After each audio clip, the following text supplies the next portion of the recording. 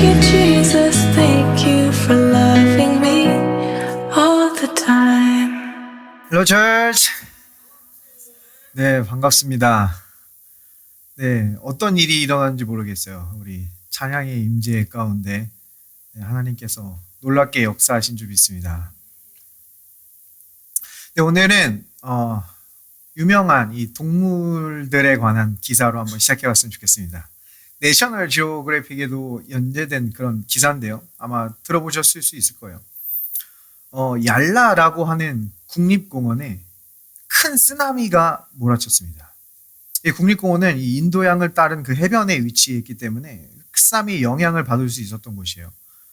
이곳에서 이 쓰나미로 인해서 안타까운 60명의 사람의 목숨을 잃어버린 그러한 사건이 기록되어 있습니다. 자, 그런데 그곳은 야생동물 보호구역이에요. 그 말은 많은 동물들이 그 국립공원에 살고 있었다는 겁니다. 근데 그 쓰나미로 인해서 발견된 것은 단 2마리의 물소의 사체를 제외하고는 그 어떤 동물도 죽지 않았다라는 것을 보고하는 것을 보게 됩니다. 아니, 이게 어떻게 된 겁니까? 그 당시에 보고를 들어보면은 막 갑자기 쓰나미가 오기 1시간 전에 코끼리들이 막 높은 곳으로 뛰어갔다라는 거예요. 막 그 코끼리 등에 타고 있었으면 살았을 수 있어요. 그리고 막 이 개들을 사육사들이 어떻게든 밖으로 나오게 하려고 막 이렇게 유인하는데도 개들이 절대 밖으로 나오지 않았다라는 겁니다. 이 플라밍고들도 그 저지대에 있는 그들의 서식지를 버리고 다른 곳으로 이주하는 그런 모습을 보여줬다라는 거예요. 사람들은 최신 장비와 최신 기술로 그것을 파악해서 안전을 지켜보려고 노력하고 있었어요. 근데 60명의 안타까운 목숨을 잃었는데, 아니, 동물들은 어떻게 살아있게 되는 겁니까? 우리 이때 예수님의 말씀을 기억해 볼 수 있어요. 공중의 새들을 보라. 그들은 뿌리지도 않고 거두지도 않고 창고에 모아들이지도 않되 너희 하늘 아버지께서 돌보시나니 너희는 그들보다 더 귀하지 아니하냐? 그러니까 주님이 말씀하시는 게 뭐예요? 그러므로 염려하지 말라. 아버지께서 너희를 반드시 돌보실 것이다라는 겁니다. 우리는 새들보다 똑똑하다고 이야기하죠. 그래서 이 좀 어리석은 사람들 보면 어떻게 해요? 새 땡땡땡이다. 새 머리와 같다. 막 이렇게 놀리는 것들을 보게 됩니다. 근데 새는 살았다고요. 근데 어떻게 우리 사람은 더 귀한데, 더 똑똑한데, 우리는 어쩌면 어떤 때는 왜 하나님의 인도하심을 받지 못하는 것처럼 느껴지는 겁니까? 오늘 본 말씀이 드러내주는 것은 우리가 걱정과 염려로 우리의 마음이 너무나 복잡해져 있다는 거예요. 아니, 아궁이에 던지는 들풀도 돌보시는데 하물며 너희들에게있느냐 믿음이 적은 자들아. 그러니까 우리가 걱정하고 염려하는 것이 아니라 아버지를 신뢰하고 안식하고 있을 때 여러분은 여러분이 있어야 될 곳에 있게 될 것이며 하나님의 공급이 있는 곳에, 보호가 있는 곳에, 그분의 은총이 있는 곳에 여러분이 자연스럽게 인도될 줄 믿습니다. 내일 일을 염려하지 말라. 왜요? 내일도 반드시 인도하실 것이기 때문에. 그런데 우리가 이 하나님의 인도하심을 받을 때 때로는 우리 주님이 굉장히 느린 것처럼 느껴집니다. 아, 주님 왜 이렇게 느리게 가시지? 주님이 왜 이렇게 더디시지? 우리가 이따가 본문 말씀에서 충분히 다루겠지만 잠깐 맛을 먼저 보자면요. 이 예수님께서 죽은 나사로를 대할 때도 그랬다라는 겁니다. 아니, 주님은 그렇게 사랑하는 나사로가 죽을 병에 들었다는 소식이 들어요. 그런데 이틀이나 머무셨대요. 아니, 앰뷸런스를 타고 빨리 달려가도 모자른데 이틀이나 머무셨다. 기다리는 사람 입장에선 초조하죠. 아, 주님이 빨리 오셔야 되는데, 주님이 만지셔야 됩니다. 주님이 지금 치유하셔야 됩니다. 사실 우리 기다리면서 주님을 이야기하지만 속으로는 사실 걱정과 염려하고 있는 우리 자신을 발견하게 됩니다. 자, 그럼 주님은 여기서 왜 지체하신 겁니까? 우리는 이 여러 이야기들을 통해 추정해 볼 수 있어요. 자, 사실 예수님께서 죽은 나사로를 살리기 바로 직전까지는 즉시 살리신 기적밖에 없었다라는 겁니다. 야이로의 딸 기억나시죠? 야이로의 딸이 죽었을 때 주님이 얼마 되지 않아서 그를 다시 일으키십니다. 또 나인성 과부의 아들이 죽었을 때도 관에 들어간 지 얼마 안 돼서 그들이 관을 메고 장례 행렬이 나올 때 주님은 그 장례 행렬을 멈추시고 그 아들을 살려내시는 것을 보게 됩니다. 그러니까 사람들은 말할 수 있어요. 저거 죽은 게 아니라 그냥 기절한 거 아니냐? 저거 죽은 게 아니라 잠시 정신을 잃은 거 아니야? 라고 충분히 이야기할 수 있다라고요. 그런데 나사로는 어때요? 나흘이나 되었더라. 죽은 지 나흘이나 되었어요. 사람들은 지금 썩은 냄새가 난다고 말하고 있다라는 거예요. 그러니까 이거는 너무나 확실하다라는 거예요. 예수님께서도 말씀하시지 않았습니까? 너희가 믿으면 하나님의 영광을 보리라 하지 않았느냐. 그러니까 때로는 우리의 삶에서 주님이 지체하시는 것 같고 무언가 늦어지는 것 같을 때에는 사람의 시간표로 되지 아니하고 사람의 방법으로 되지 아니하고 불가능을 가능으로 바꾸시는 하나님의 영광을 드러내기 위함인 줄 믿습니다. 하나님께서 때로는 그렇게 역사하시는 거예요. 자, 근데 우리가 이 하나님께서 그렇게 역사하시는데 이 예수님께서 그렇게 역사하시면서 우리에게 부탁하신 말씀이 있습니다. 살리시는 건 주님이 살리시는데 그때 우리에게 부탁한 말씀이 있어요. 자, 예수님께서는 나사로를 살리시면서 이렇게 말씀하시는 것을 보게 됩니다. 이 예수께서 다시 속으로 비통히 여기시며 무덤에 가시니 무덤이 굴이라 돌로 막았거늘 예수께서 이르시되 돌을 옮겨 놓으라 하시니 그 죽은 자의 누이 마르다가 이르되 주여 죽은 지가 나흘이 되었음에 벌써 냄새가 나나이다. 자, 주님께서 뭐라고 지금 말씀하신다고요? 돌을 옮겨 놓으라. 자, 살리는 건 주님이 하실 겁니다. 생명 공급은 주님이 하실 거예요. 근데 우리에게 말하는 게 뭐라고요? 돌을 옮겨 놓으라. 지금 나사로의 형제 자매들에게 말하는 거예요. 자, 우리는 이것을 교회에게 말하는 예표적인 말씀으로 읽을 수가 있습니다. 왜냐하면요, 여기서 이 돌은 돌에 써서 새긴 죽게 하는 율법 조문이라는 그 돌과 동일한 단어가 사용되고 있기 때문입니다. 율법을 나타낸다는 거예요. 에스겔 선지자도 우리에게 예언했죠. 내가 너에게 새 영을 줄 때 어떤 일이 일어난다고요? 우리 마음에서 굳은 마음을 제거하고, 여기서 굳은 마음, 직역하면요, 돌 같은 마음입니다. 돌 같은 마음을 제거하고 부드러운 마음을 주리라. 그러니까 하나님께서 생명의 성령의 법으로 역사하시기 전에 우리에게 말씀하시는 겁니다. 너 그 돌을 제거하라. 그 율법을 제거하라. 사도 바울도요, 로마서 7장에서 이 율법 아래에 있는 그 애씀을 우리에게 보여줍니다. 그의 갈등을 우리에게 보여줍니다. 내가 원하는 것을 행하지 아니하고 내가 원하지 않는 바 그것을 행하는 나 자신을 보노라. 오호라 공고한 사람이노라. 이 바울의 탄식과 그 율법 아래에 있어서 그 바울의 애씀을 바울은 분명히 보여주고 있습니다. 그러면 이 탄식과 애씀이 언제 끝납니까? 로마서 8장 1절. 그러므로 이제 그리스도 예수 안에 있는 자에게는 결코 정죄함이 없느니라. 율법의 정죄가 제거될 때 로마서 8장의 생명의 성령의 법이 시작되는 것을 우리에게 보여주고 있다는 거예요. 자, 우리는 율법을 제거하면 무법해지지 않습니까? 이렇게 말할 수 있어요. 자, 근데 율법은 한 번도 우리에게 사랑하라고 말하지 않아요. 단지 간음하지 말라고 합니다. 우리에게 관대하라고 하지 않아요. 단지 도적질하지 말라고 합니다.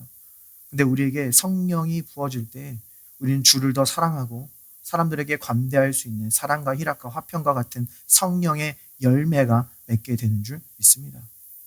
자, 예수님은요, 돌을 제거하라 말씀하셨을 뿐만 아니라 두 번째 또 말씀하시는데 이것도 우리에게 강조점을 우리에게 보여주는 겁니다. 주님께서는 또 이렇게 말씀하시는 것을 보게 돼요. 이 말씀을 하시고 큰 소리로 나사로야 나오라 하시니 죽은 자가 수족을 배로 동인 채로 나오는데 그 얼굴은 수건에 쌓였더라. 예수께서 이르시되 풀어놓아 다니게 하라 하시니라. 자, 보면요, 예수님이 살리십니다. 예수님이 생명 공급하시는 거예요.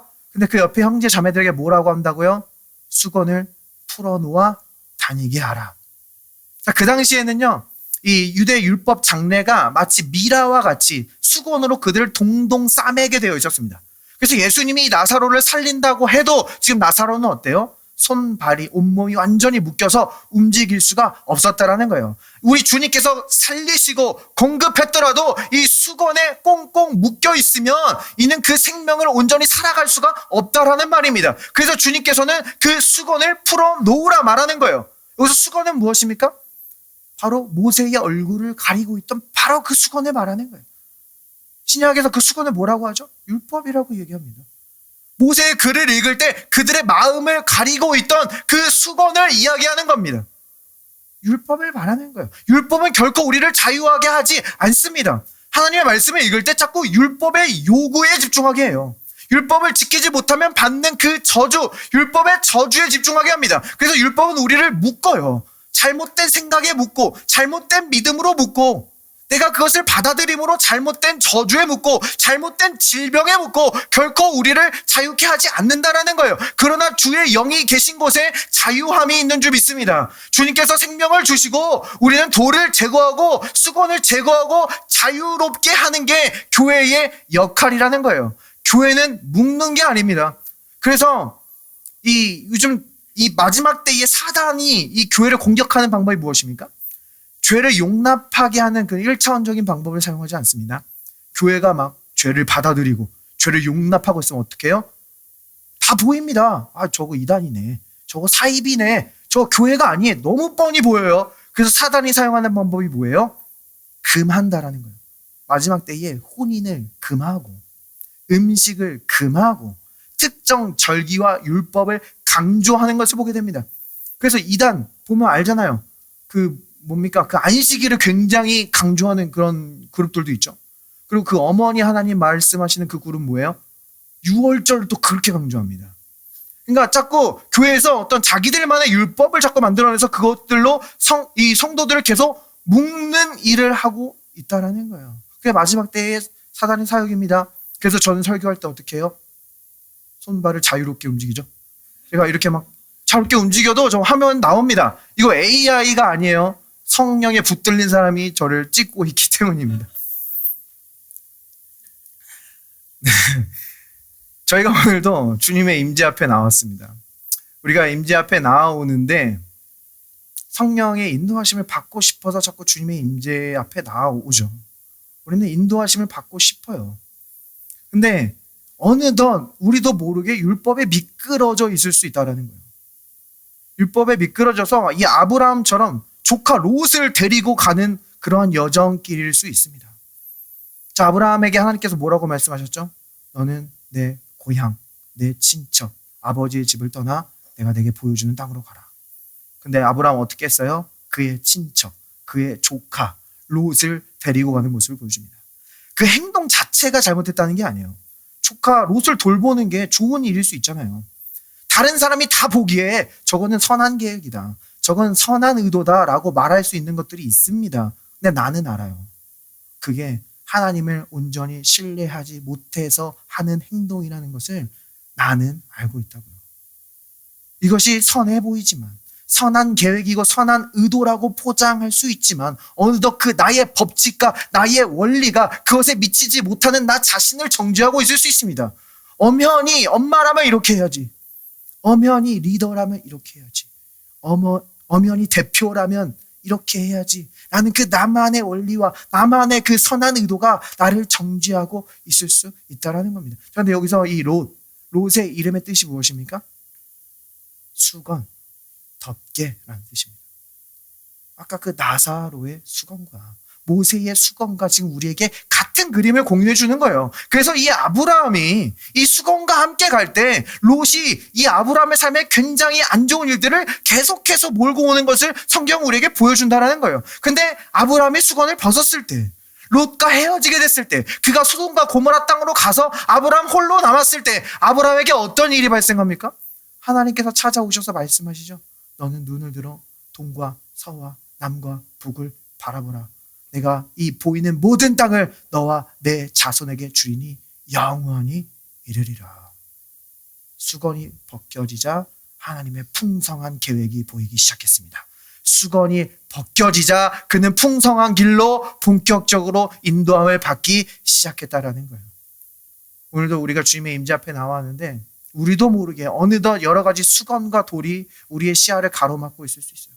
그래서 하나님의 인도하심이 우리에게 제대로 느껴지지 않을 수 있습니다. 그러나 그 돌을 제거하고 수건을 제거하는 이 신약의 교회 안에서 예수 그리스도의 사랑의 음성을 들을 때 그 모든 것을 제거하시고 하나님의 풍성한 계획으로 인도받는 것을 다시 경험하게 하여 주실 줄 믿습니다. 우리 옆 사람에게 인사해 볼게요. 주의 영이 계신 곳에 자유함이 있습니다.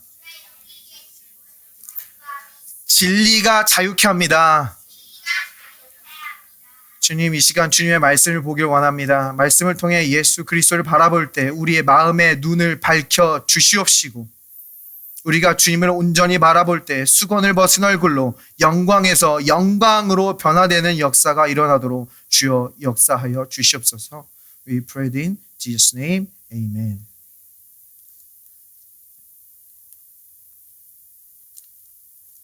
네, 오늘은 저와 함께 이 하나님의 인도하심에 대한 말씀을 좀 나눠봤으면 좋겠습니다. 우리는 지혜롭게 결정하기를 원하고 올바르게 다 결정하기를 원합니다. 그래서 하나님의 뜻을 구하고 하나님의 인도하심을 구하죠. 근데 이 하나님의 인도하심을 받는다는 거, 이게 어떤 의미입니까? 어떤 딱 하나의 정답이 정해져 있고 우리는 그것을 맞춰야 하는 어떤 시험 같은 겁니까? 그래서 우리가 이것을 맞추지 못하면 탈락되고 실패하고 나락으로 가고 이 하나님의 계획을 다 망쳐버리는 그러한 결과를 낳게 되는 그러한 종류의 것입니까? 저는 이전에 이 하나님의 뜻을 구하느냐 굉장히 애썼던 적이 있습니다. 이거 하나님의 뜻이 도대체 무엇이? 이거 내가 선택했는데 하나님의 뜻이 아니면 어떡하지? 내가 이 하나님의 계획을 다 망쳐버리면 어떡하지? 막 그렇게 전전긍긍한 적이 있어요. 근데 벌써 뭐예요? 두려워하고 있어요. 벌써 긴장하고 있어요. 하나님은 평안으로 인도하시는데 나는 이미 두려워해요. 하나님의 뜻을 구하면서. 그러니까 하나님의 뜻을 구하면서 하나님의 뜻을 방해하고 있는 저 자신을 발견하게 됐다는 겁니다. 하나님의 뜻을 구하는 건 그런 게 아니라는 거예요. 자, 여러분, 오늘 교회 올 때 다 옷을 고르셨는데 하나님의 뜻대로 고르셨습니까? 만약 하나님의 뜻이 딱 정해져 있어서 여러분이 오늘 어떤 종류의 색깔, 어떤 종류의 옷, 어떤 브랜드, 어떤 사이즈를 입어야 돼요. 그런데 여러분이 한 주간 너무 많이 먹어서 사이즈가 안 맞아요. 그럼 이제 하나님의 뜻에서 탈락되는 겁니까? 그런 게 아니라는 거예요. 우리 하나님은 그것보다 훨씬 크신 분이라는 거예요. 우리에게 단 하나를 줘놓고 틀리면 탈락이 아니라 우리에게 많은 것을 주시고 그 많은 것 중에서 우리를 자유롭게 고를 수 있도록 인도하시는 분이 우리 하나님인 줄 믿습니다. 빨간색을 고를 수도 있고 하얀색을 고를 수도 있다라는 거예요. 물론 우리가 이 큰 섭리 안에서 볼 필요는 있어요. 하나님께서 이 바울이 동쪽으로 복음을 전하려고 했을 때 동쪽 길을 막으시고 서쪽으로 복음을 전하게 하십니다.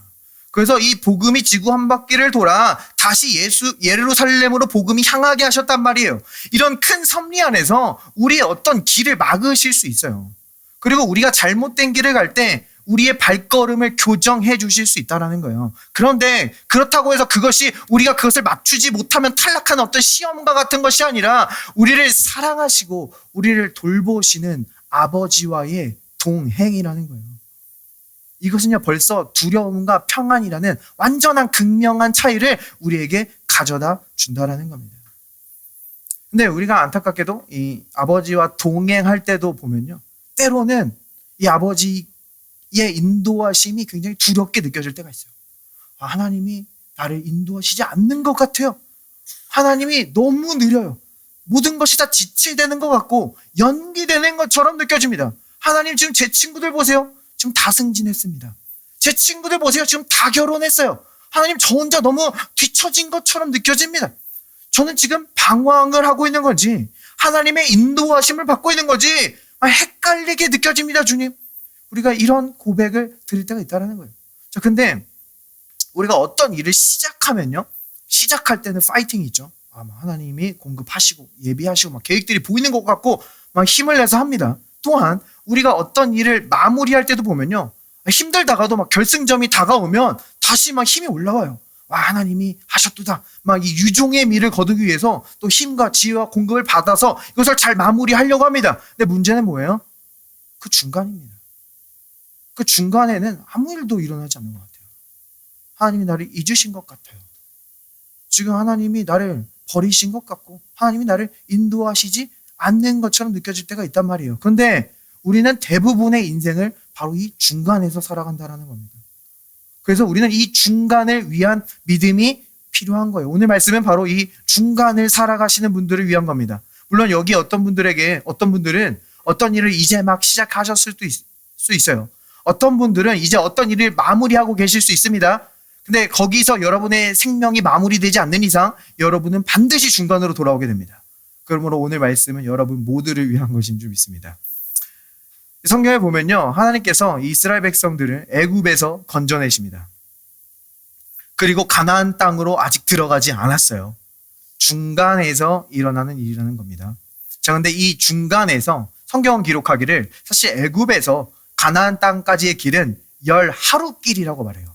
10하루면 갈 수 있는 길이라는 겁니다. 근데 하나님은 이들을 어떻게 인도하시는지 아십니까? 출애굽기는 우리에게 이렇게 이야기해요.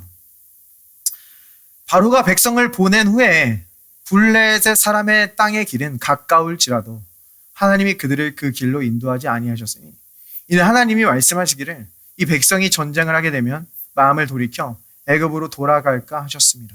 그러므로 하나님이 홍해의 광야길로 돌려 백성을 인도하시며 이스라엘 자손이 애굽 땅에서 대열을 지어 나올 때에 하나님이 굉장히 의아한 행동을 하십니다. 지금 성경 뭐라고 말해요? 가까운 길이 있었대요. 빠른 길이 있었다는 겁니다. 그러니까 가장 효율적이고 가장 빠른 방법이 있었음에도 불구하고 하나님은 의도적으로 돌아가게 하셨다는 거예요. 우리는 여기서 메시지를 얻을 수 있어요. 가장 빠른 길이 가장 좋은 길만은 아니라는 겁니다. 가장 빠른 길이 가장 좋은 길은 아니다. 자, 근데 우리는 어떤 세상에 살고 있습니까? 빠름을 누구보다도 원하는 그런 세상에 살아가고 있어요.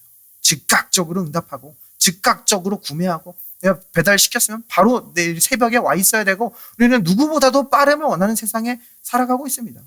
그래서 무언가를 우리가 빠르게 얻을 수 있고 무언가가 빠르게 될 수 있다면 그것은 최고의 길이요 가장 올바른 방법이다 라고 말하는 세상에 살아가고 있다는 거예요. 그래서 돈도 어떻게 벌어야 돼요? 가장 빨리 벌어야 되죠.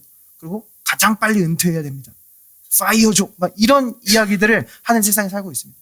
자, 그런데 하나님의 관심사는 단지 그 목적지에 있지 않다는 거예요. 여러분이 어떻게 그 목적지에 다다르는지도 하나님은 매우 관심이 많으시다라는 겁니다. 여러분이 단지 무엇이 되냐에만 관심이 있는 게 아니라 여러분이 어떻게 그 무엇이 되냐라는 그 과정에도 하나님은 관심이 많으시다라는 거예요. 여러분이 빠르게 무언가가 될 수는 있어요. 그런데 그것을 다룰 수 있는 준비는 전혀 돼 있지 않을 수 있다는 겁니다. 예를 들어서 우리가 빠르게 이성 친구를 사귈 수 있습니다. 빠르게 데이트하고요. 빠르게 동거하고 빠르게 결혼해요. 그러나 친밀함이라는 것은 빠른 길로 얻어낼 수는 없다라는 겁니다. 친밀함은 깊이를 요구해요. 신뢰는 깊이를 요구해요. 하룻밤에 팔 수 있는 게 아니라 시간 가운데서 파내야 되는 것이 바로 신뢰라는 것입니다. 자, 그러니까 여러분에게 어떤 큰 무대와 큰 기회가 주어질 수 있어요.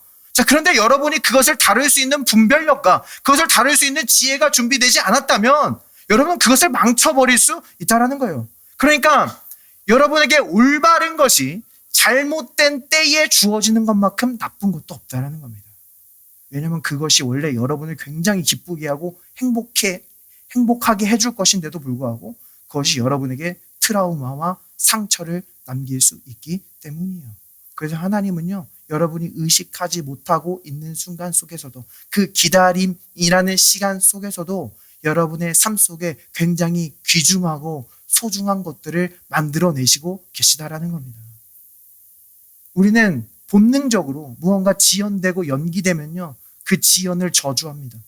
하나님이 나를 미워하시는 거라고 생각해요. 아니라는 거예요. 하나님이 여러분이 볼 수 없는 무언가를 보고 계시다라는 거예요. 하나님이 여러분 앞에 놓여질 그 무언가를 보고 계시다라는 거예요. 하나님은 이스라엘 백성들이 블레셋과의 전투의 준비가 되지 않았음을 보고 계셨다라는 거예요. 그러니까 하나님이 우리의 삶이 조금 연기되고 우리가 조금 더 기다리게 하실 때는 나를 미워해서가 아니라 나를 사랑하기 때문이요. 하나님은 더 좋은 계획을 가지고 계시기 때문인 줄 믿습니다. 하나님이 우리를 그렇게 인도하신다라는 거예요. 자, 우리는 하나님께서 이 시간 밖에 계신 분임을 우리는 꼭 기억을 해야 됩니다. 하나님께서 이 시간 밖에 계시다라는 분임을 우리는 이해할 수 있어야 돼요. 이게 어떤 말이냐면 하나님은요, 이 천지를 창조하실 때 그 태초 전에 계신 분임을 성경은 우리에게 말해줍니다. 그리고 그 시간의 끝을 보시는 분임을 우리에게 이야기해요. 그래서 하나님의 시간은 우리와 다르게 흐른다라는 거예요. 그래서 성경은 말하죠. 1000년이 하루 같고 하루가 1000년 같다. 하나님이 내일 응답하실게라는 건 뭐예요? 장난입니다. 또 이 시편에 보면요.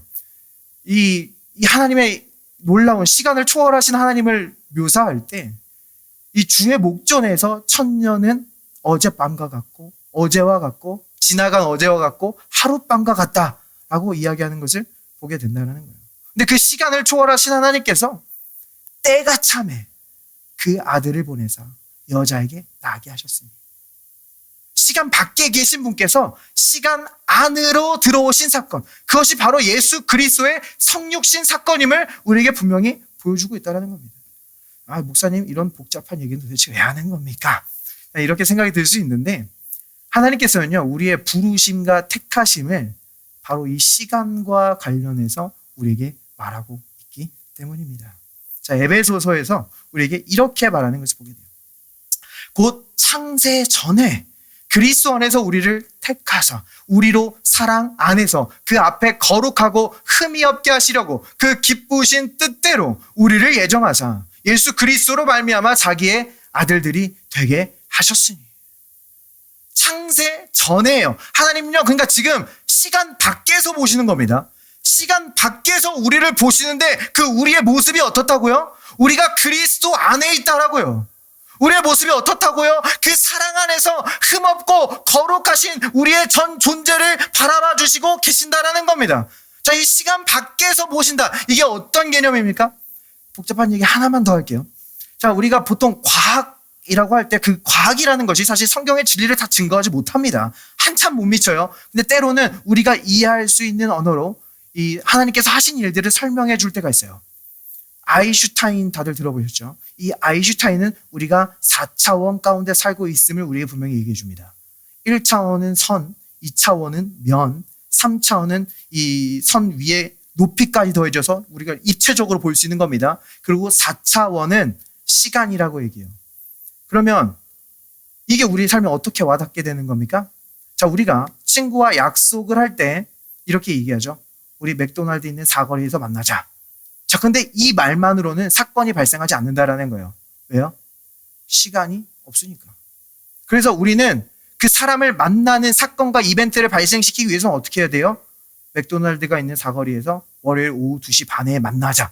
자, 이 시간까지 더해져야 우리가 이 땅에 있는 어떤 사건이나 이벤트가 발생할 수가 있다라는 거예요. 자, 그러면 이게 차원과는 어떻게 연결되는 겁니까?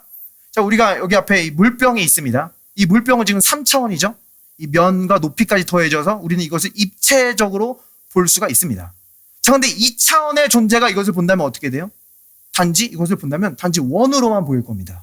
면이니까. 이 높이를 볼 수 없으니까 이 물병이라는 전 존재를 보지 못하고 단지 단면적으로 이 원만을 보게 된다는 거예요. 마찬가지예요. 우리는 시간 안에 있습니다. 시간 안에서 우리 존재를 바라보는 거예요. 근데 하나님은요, 시간 밖에서 우리의 처음과 끝, 그 온 존재를 바라본다고요. 그러니까 마치 우리는 이 물병이 이 원인 것처럼 이 단면적인 우리 자신을 바라볼 수밖에 없다라는 겁니다. 그래서 세상은 너 자신을 알라 그러면 어떻게 얘기해요? 지금 현재에 충실하라. 지금 너가 느끼는 게 무엇인지, 너가 보는 게 무엇인지에 집중하라고 해요. 근데 그것은요, 단지 이 현재라는 단면 안에서 우리 자신을 보는 거라고요. 우리가 이 현재 단면에 집중할 때 우리는 지금 내가 늦어진 것 같고 지연된 것 같고 그래서 나는 뒤처진 것 같고 실패해진 나라는 아주 단면적인 나를 보게 된다는 겁니다. 근데 하나님은 그 시간 밖에서 우리 전 존재를 바라보시는데 이걸 어떻게 보신다고요? 그리스도 안에 있는 자라고 보신다라고요. 사랑 안에서 흠없고 거룩한 하나님의 자녀로 우리의 전 존재를 바라보신다라는 겁니다. 자, 그러니까 하나님께서는 아브라함을 아들이 한 명도 없었을 때 많은 민족의 아버지라고 부르실 수 있었던 거예요. 단면이 아니라 이 전 존재를 보고 계시기 때문입니다. 기드온에게요. 그가 무서워서 숨어 있는데 용감한 용사라고 말하실 수 있었던 거예요. 그게 진짜 정체성이라는 겁니다. 내 감정과 상하게 흔들리고 있는 그런 베드로에게 너는 굳건한 반석이다 라고 말하실 수가 있었다라는 거예요. 그러니까 믿음이라는 것은요, 단면적으로밖에 볼 수 없는 나의 시선에서 영원에서 나를 바라보시는 하나님의 시선으로 옮기는 것이 믿음이라는 거예요. 그러니까 사실 우리가 현재 막 지연되는 것 같고 늦어지는 것처럼 느껴질 때 그것은 단지 시간의 문제가 아니라 우리의 정체성의 문제라는 겁니다. 여러분이 그리스도가 누구신지 알고 그가 무슨 일을 하셨고 그 안에서 여러분을 발견한다라면요, 여러분은 진짜 현재를 보게 되는 거예요. 진짜 여러분을 알게 되고 진짜 여러분답게 흘러갈 수 있게 된다는 겁니다. 그러니까요, 그 늦어지는 그 시간이 여러분을 뒤처진 자, 실패한 자라고 정의하는 게 아니라 여러분의 정체성이 그 늦어지고 있는 시간의 의미를 정의할 수 있다는 거예요. 많은 것은 정체성에서 나옵니다. 자, 우리가 무언가 늦어지고 있을 때, 지연되고 있을 때 나는 뒤처졌다. 지금 나는 실패했다. 나는 이미 늦었다. 라고 하는 것이 우리에게 어디로부터 다가옵니까? 생각으로 오죠. 생각으로 오는 겁니다. 자, 그러면 그 생각은 어디서부터 옵니까? 내가 누구인지에서 온다는 거예요. 물론 이 생각이라는 게 사단이 우리에게 생각을 넣어줄 수 있어요. 그래서 가룟 유다가 예수님을 팔 생각을 넣어줬다라고 성경이 기록되어 있고요. 이 아나니아가 교회를 속이려고 할 때도 사탄이 그 마음에 가득하다라고 증거하는 것들을 보게 됩니다. 근데 우리 모든 생각이 다 사탄이 아니잖아요. 사탄만 생각을 주는 게 아닙니다. 그럼 우리의 대부분의 생각은 어디서 나오는 거예요? 우리의 정체성에서 우리의 생각이 나오게 된다는 거예요. 예수님께서는 이것을 이렇게 설명하신 적이 있습니다. 선한 사람은 그 쌓은 선에서 선한 것을 내고, 여기 한글 성경은요, 마음이라는 단어가 생략되어 있습니다. 선한 사람은 그 마음에 쌓은 선에서 선한 것을 내고, 마음의 선, 생각을 이야기하는 거예요. 악한 사람은 그 쌓은 악에서 악한 것을 내느니라.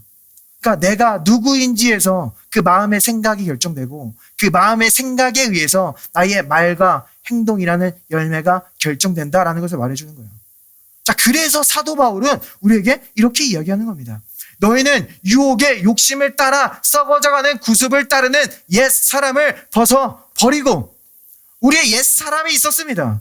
그는 유혹의 욕심을 따르는 자였어요. 유혹의 욕심을 직역하면 속이는 정욕입니다. 속이는 정욕. 정욕은 속인다라는 거예요. 정욕에 찾았을 때 이걸 따라가면 내가 충족될 것처럼 느껴져요. 내가 만족되어지고 내가 이제 좀 자유하게 될 것처럼 느껴져요. 근데 정욕은 절대로 여러분을 충족시키지 않고 만족시키지 않는다는 겁니다. 이것은 속이는 정욕이에요. 근데 이 속이는 정욕을 따라가는 우리의 옛 자아는 이미 예수 그리스도의 십자가에서 죽었다라는 거예요. 그래서 사도 바울은 그 옛 자아를 단지 벗어버리라 라고 말하는 겁니다. 벗으면 어떻게 돼요? 오직 너희의 심령이 새롭게 되어입니다. 되어진다는 거예요. 수동태입니다. 너가 스스로 너의 마음을 새롭게 해라 라고 말하는 게 아니라 되어진다. 이건 어떤 의미예요? 누군가가 너희의 마음을 새롭게 할 것이다 라는 것을 말해주고 있는 거예요. 그럼 능동태는 뭐예요? 그 뒤에서 이야기합니다. 하나님을 떠나 의와 진리의 거룩함으로 지으심을 받은 새 사람을 입으라. 우리는 옛 사람을 벗고 새 사람을 입는 거예요. 그래서 입을 때 이게 뭐예요? 지어진이요. 지으심을 받은, 내가 짓는 게 아닙니다. 내 의와 거룩함으로 나의 새 사람을 짓는 게 아니에요. 우리가 코트를 짜는 게 아니라 이미 코트는 완성되었다고요. 그 완성된 것을 예수 그리스도의 의와 거룩함으로 완성된 바로 그 새 사람을 입으라. 우리의 정체성이 바뀌면 너희의 심령이 새롭게 된다는 거예요. 우리의 정체성이 바뀌면 새로운 생각이 나오고, 우리의 정체성이 바뀌면 새로운 갈망을 주시고, 우리의 정체성이 바뀌면 우리는 어느덧 내면으로부터 인도받고 있게 된다는 겁니다. 자, 다시 이스라엘 백성들의 이야기로 돌아올게요. 자, 첫 번째 주제에서 실망하신 분들이 있을 수 있어요. 네, 제가 준비되지 않아서 하나님이 지연시키는 거라고요? 네, 늘 그런 식이었죠. 제가 준비되지 않아서 번영이 오지 않는 거고, 제가 준비되지 않아서 승진하지 않는 거라고요. 자, 그런데 우리가 실망하기에는 너무 이릅니다. 자, 여러분이 준비됐을 수 있어요. 승진을 위해, 번영을 위해, 하나님의 계획을 위해 준비되었을 수 있습니다. 자, 그런데 여러분의 생각보다 여러분의 정체성이 너무나 크기에 하나님이 준비하시고 계신 계획도 여러분의 생각보다 너무 클 수 있다라는 거예요. 하나님은요, 여러분에게 더 큰 맥락, 더 큰 이야기, 더 큰 결과를 준비하고 계시기 때문에 그것의 윤곽이 아직 다 드러나지 않았을 뿐이라는 겁니다. 지금 하나님께서 이스라엘 백성들을 조금 돌아가게 하셨습니다. 조금 돌아가게 하시면서 뭐라고 말씀하시는지 아십니까? 그 바로 다음 구절에 이렇게 말하는 것을 보게 돼요. 모세가 요셉의 유고를 가졌으니 이는 요셉이 이스라엘 자손으로 단단히 맹세하게 하여 이르기를 하나님이 반드시 너희를 찾아오시리니 너희는 내 유고를 여기서 가지고 나가라 하였음이더라. 그들이 숲곳을 떠나서 광야 끝 에담의 장막을 치니 하나님은요 갑자기 요셉 이야기를 하십니다. 이스라엘 백성들을 요셉 이야기와 연결시키는 거예요. 이스라엘 백성들은 단지 자신의 이야기를 나누는 게 아니라 요셉의 이야기를 나누게 되었다는 겁니다. 더 큰 이야기 가운데 있다는 거예요. 그럼 요셉은 애굽에 어떻게 가게 되었어요? 엄청난 호의가 있었기 때문이죠. 아버지의 그 엄청난 호의와 사랑 때문에 형제들이 그를 질투해서 애굽의 노예로 팔아버립니다. 근데 그 노예 시장이 이 호의를 막을 수 있었습니까? 없었어요. 노예 시장 가운데서도 이 보디발은 이 요셉을 너무나 좋아하고 사랑하게 되었다는 거예요. 근데 문제는 뭐예요? 보디발의 아내까지 요셉을 너무 좋아하게 됐다는 겁니다. 자, 그러니까요, 여러분의 삶에 때로는 큰 방해물이 오고, 큰 지연이 오고, 큰 유혹이 오는 것은요, 여러분의 생각보다 여러분이 나르고 있는 하나님의 호의가 크기 때문일 수 있다라는 거예요. 그리고 그 호의는요, 그 유혹도 이기게 한다라는 거예요. 요셉은 넘어지지 않았어요.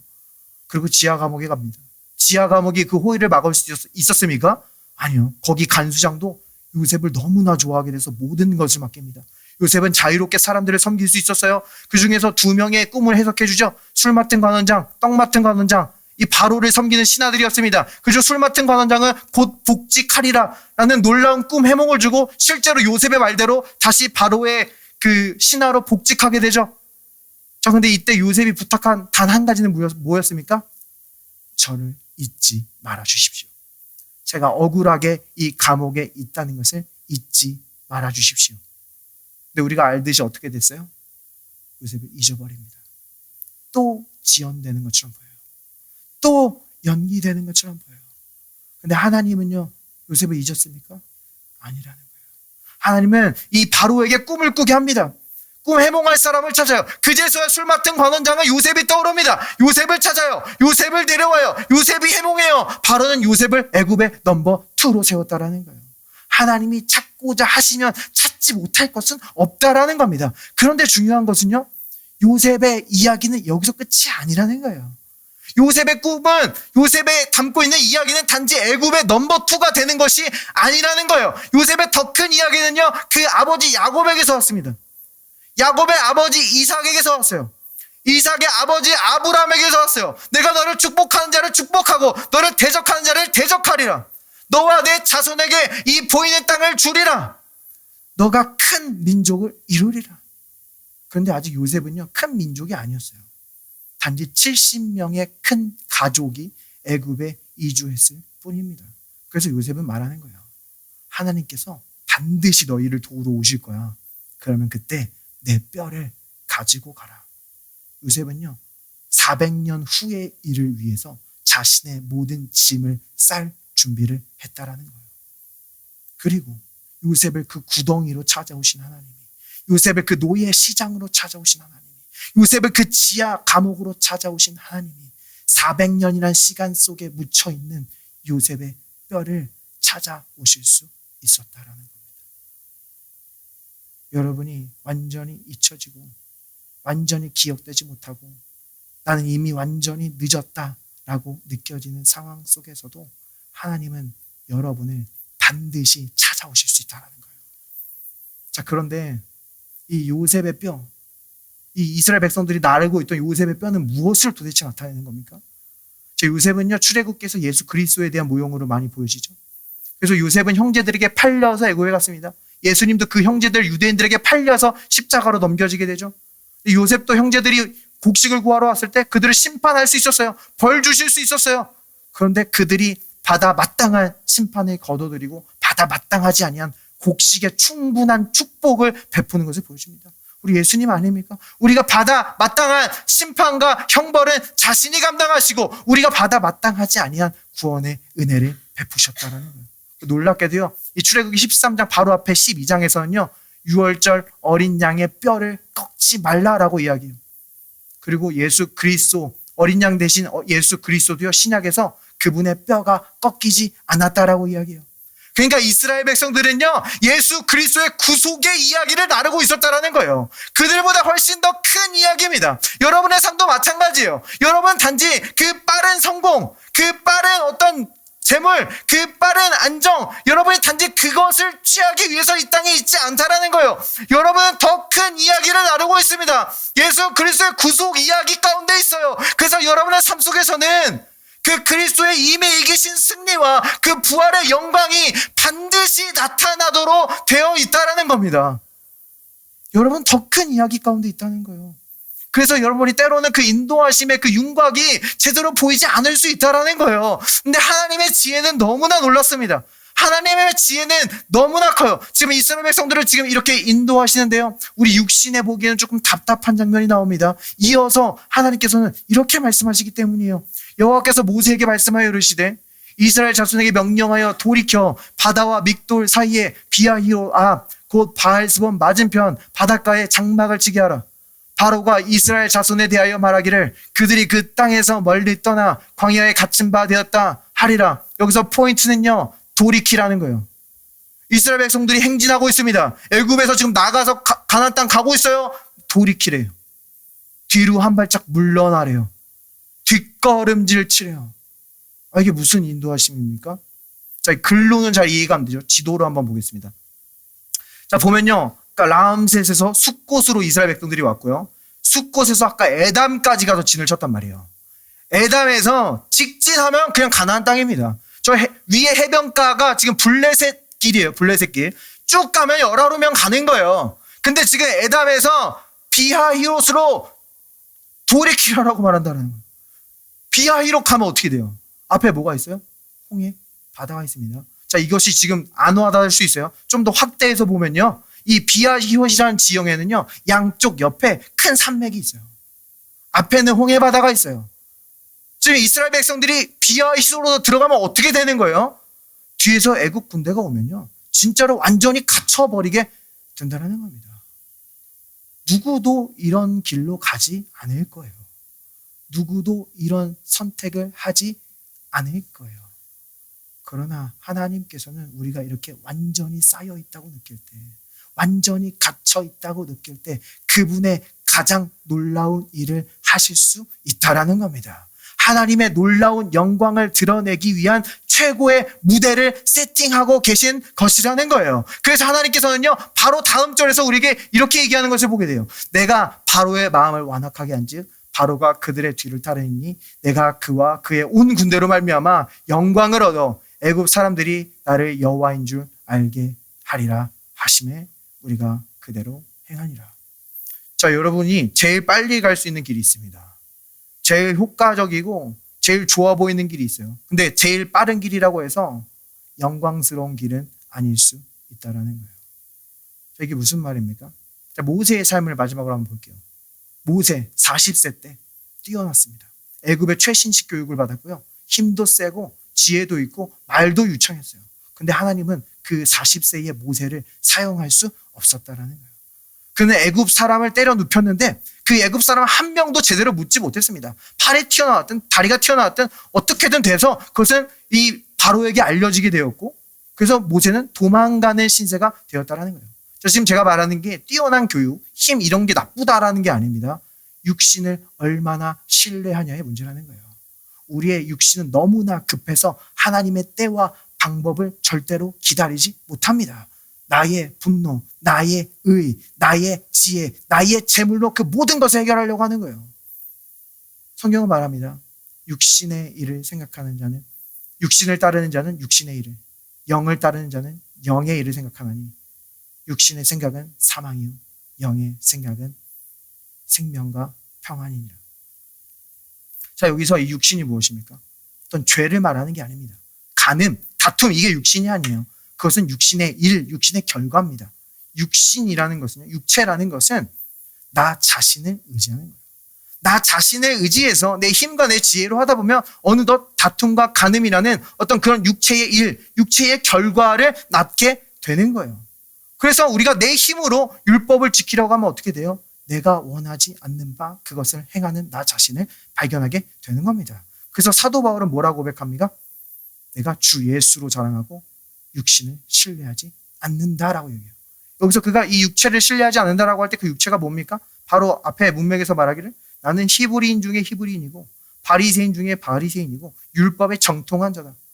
사도 바울의 업적, 사도 바울의 성취, 사도 바울의 의를 나타내는 거예요. 나는 그 모든 것을 내 의로 여기지 않고 나는 배설물로 여긴다라고 고백하는 것을 보게 됩니다. 근데 세상은 성공하려면 뭐라고 말해요? 자기 자신을 신뢰해야 된다. 너 자신에 대해서 자신감이 있어야 돼. 그래서 자기 자신을 어떻게든 개발하려고 애쓰는 그러한 모습을 보여주죠. 이런 문화가 교회까지 들어오는 것을 보게 됩니다. 그래서 단지 효율적이라면, 단지 능력이 있다면 리더의 자리로 세워버리고 그 은사와 재능으로 교회를 넘어뜨리는 안타까운 일들을 발견하게 된다는 거예요. 육신을 신뢰하면요, 하나님은 그 사람을 사용할 수가 없습니다.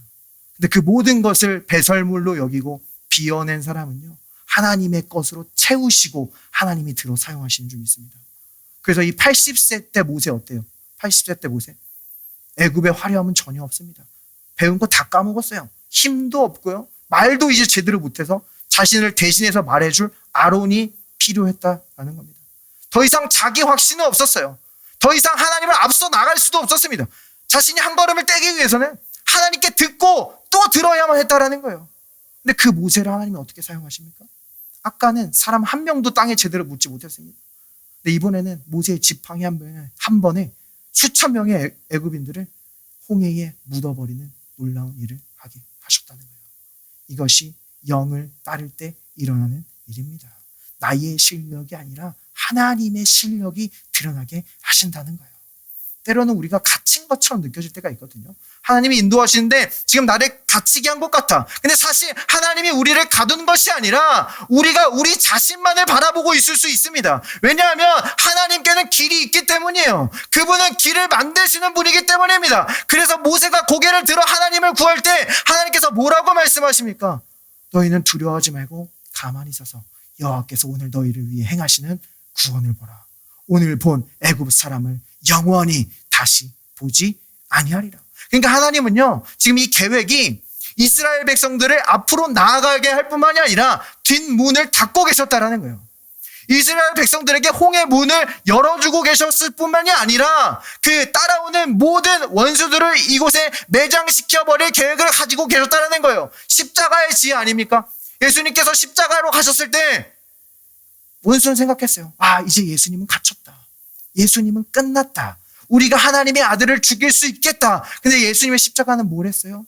주님께서는 그 모든 통치자와 권세자들을 무력화하여 구경거리로 삼으시고 십자가로 그들을 이기신 줄 믿습니다. 때로는 우리가 완전히 갇혀버린다고 느낄 때가 있어요. 우리가 우리 자신을 의지하면요, 우리는 다시 되돌아가게 됩니다. 뒷길로 가게 돼요. 과거로 가게 돼요. 나를 잠깐 만족시켜 주었던 그 나의 노력, 나에게 잠깐 평안을 주었던 나의 애씀, 나를 잠깐 해방시켜 주었던 나의 중독. 그러나 여러분이 다른 곳 볼 곳 없고 오직 고개를 들어 주 예수 그리스도를 바라볼 때 하나님께서는 여러분의 뒷문을 완전히 닫아버리시는 줄 믿습니다. 여러분 다시 돌아갈 곳이 없어요. 잘못된 그 관계는 끊어지고, 잘못된 믿음은 끊어지고, 그 세대적인 저주는 끊어지고, 오직 하나님이 하셨습니다. 오직 하나님만이 하실 수 있습니다. 하나님 홀로 영광 받으소서. 그 하나님의 영광이 나타나는 자리로 여러분을 인도하실 것이기 때문입니다. 그리고 여러분은 여러분으로부터 난 것이 아니라 오직 예수님으로부터 난 그 구원을 계속해서 소유할 때 여러분은 이 세상에서 그 영원 가운데 계신 예수 그리스도 안에 있는 존재임을, 그 새로운 정체성으로 가장 여러분답게 살아갈 수 있도록 여러분을 인도해 주실 줄 믿습니다. 말씀을 마무리할게요.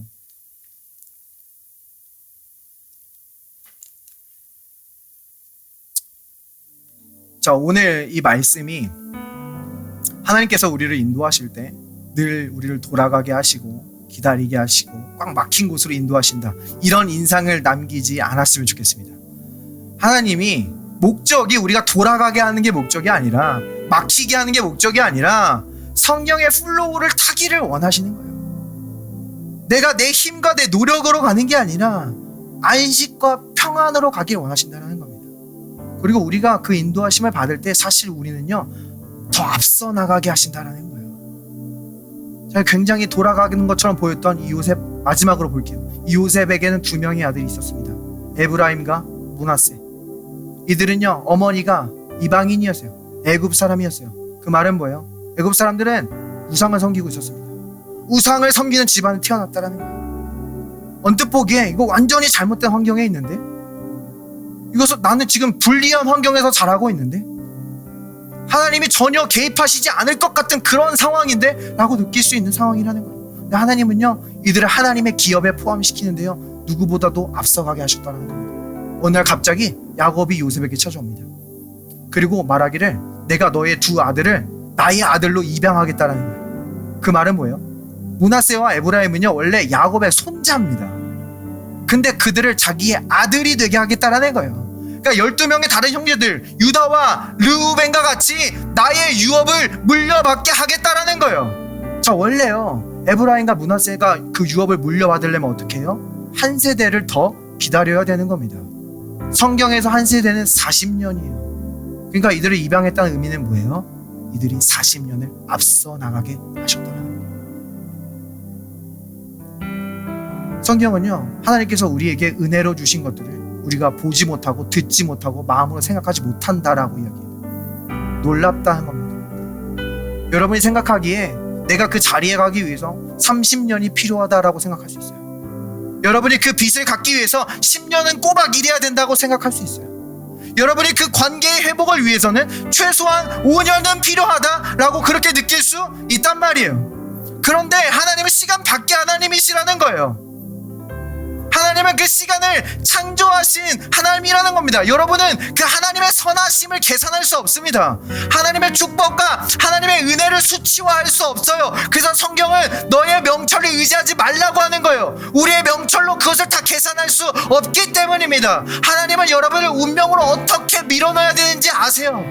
하나님이 만나게 하시는 사람이 있습니다. 하나님이 만나게 하시는 타이밍이 있습니다. 하나님이 만나게 하시는 기회가 있다는 거예요. 마지막으로 이 다윗을 보면요 다윗은 왕으로서의 기름 부음을 받았습니다. 그리고 뭐 했어요? 아버지 심부름하고 있었어요. 아버지 양 떼치고 있었어요. 하나님, 저 기름 부음 받았는데 도대체 왕의 임무는 언제 수행합니까?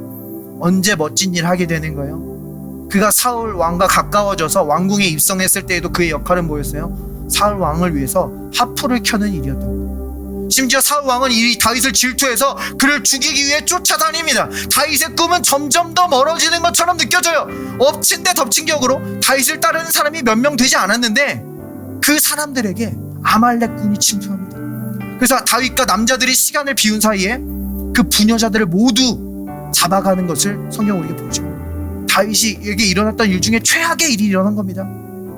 그래서 그 다윗을 따르고 있던 몇 명, 그 소수 인원조차도 다윗에게 돌을 던져 죽이려고 했다라는 거예요. 다윗은 흔들리지 않았어요. 다윗은 에봇을 구해서 하나님의 뜻을 구합니다. 그 모든 것을 찾아옵니다. 근데 다윗은 이 사건을 통해서 완전히 실망했을 수 있어요.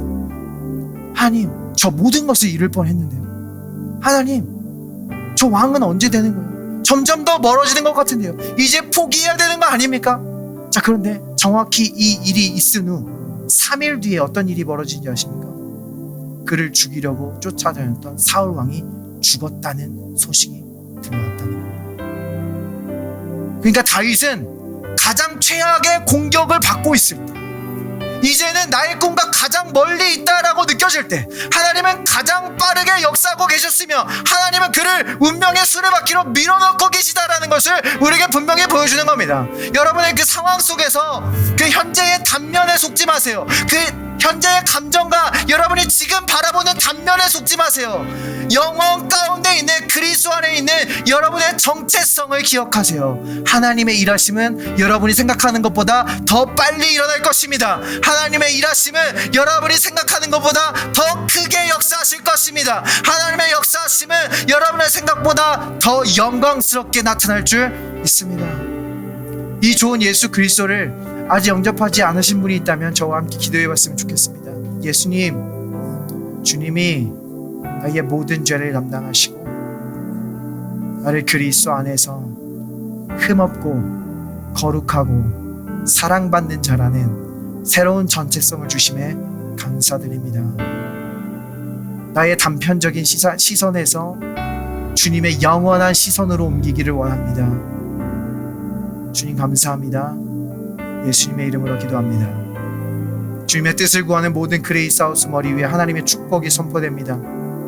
주님이 이들의 수건을 제거하시고 이들의 마음의 돌을 제거하셔서 그들 안에 있는 생명의 성령의 법으로 이들을 인도하여 주시옵소서. 이번 한 주도 주님의 평안이 다스리게 하시고 주님의 생명이 닿는 것보다 살아나는 역사가 있을 수 있도록 주여 역사하여 주시옵소서. 주님, 이들을 위한 하나님의 계획이 너무나 크고 너무나 영광스럽기에 이들을 위한 그 하나님의 계획을 끝까지 따라갈 수 있는 인내와 믿음을 허락하시고 그 하나님의 영광이 나타날 때 그 세상의 그 모든 영광을 바라보고 하나님을 예배할 수 있는 삶이 되도록 주여 축복하여 주시옵소서. We prayed in Jesus' name. Amen. Praise the Lord.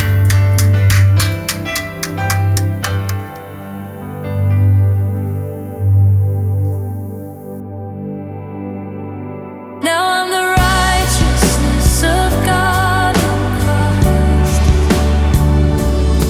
Now I am living in the grace house.